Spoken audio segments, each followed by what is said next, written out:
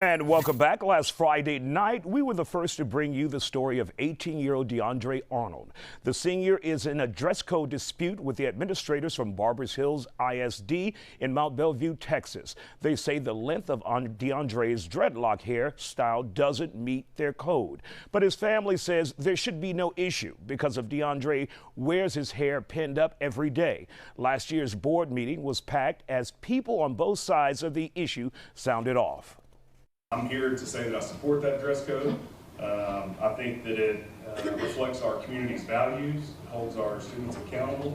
I think it is a measure for personal conduct, and that it also establishes the high standards that are synonymous with what it means to be a Barbers Hill Eagle. This is not an issue about dress code. This is the way that this child's hair grows naturally out of his head. He is not dressing to come to school. He is existing in a black body, and any attack on the way that he looks and presents, just as he was gifted to us in this world, is an attack on his culture and his race and his body. Now, we've learned tonight that DeAndre's cousin, also a student at Barbers Hill High School, is now being told he too will be put into in-school suspension if he doesn't cut his dreadlocks. Caden Barber is in the 10th grade and has been growing his hair for about 2 years. His mother said he showed up to school with his hair in braids today, but the school principal said he was still not in dress code. Joining me now is Houston attorney Sadia Evangelista to talk about this. Just very frustrating because now you see it going down racial lines, where many whites in the community or from around all of our communities are saying follow the code, while blacks are saying this is unfair. I agree. The code is inherently racist. Now we're talking about microaggression and we're talking about a racist policy.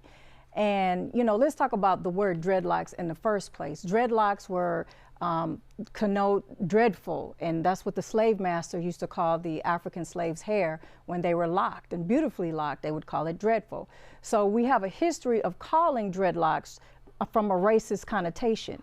Now here you have, as the sister said, that the hair grows out naturally the way that it does, and so you want to penalize these students for, you know, what is natural to them.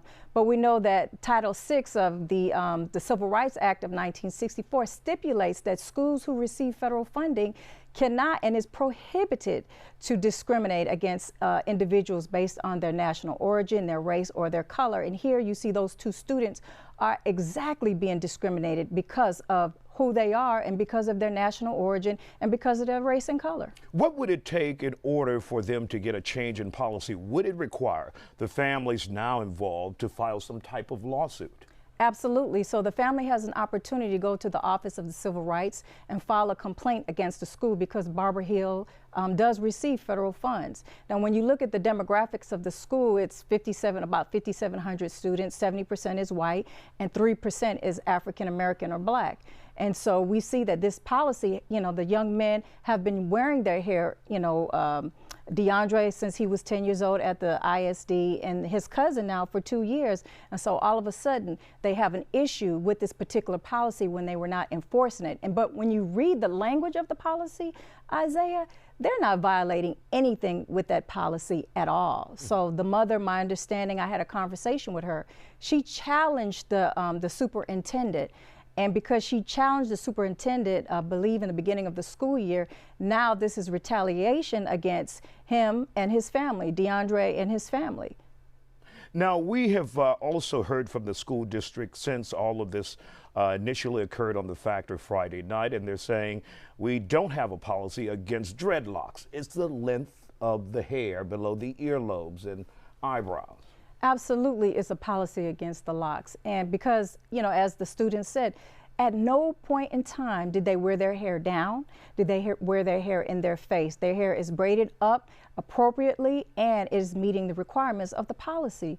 So even when you read the letter of the policy, they're not violating anything. And so if they happen to be of the Sikh religion, then what do you do when they're, you know, not supposed to cut their hair?